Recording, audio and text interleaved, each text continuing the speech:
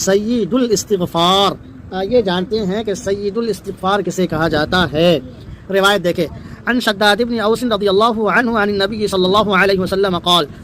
حضرت شداد بن اوس رضی اللہ تعالی عنہ نبی کریم صلی اللہ علیہ وسلم سے روایت کرتے ہیں کہ حضرت محمد صلی اللہ علیہ وسلم نے فرمایا سید الاستغفار اللہم انت ربی لا الہ الا انت. پوری آخر تک یہ دعا ہے, اس کو میں آخر میں پڑھ دوں گا.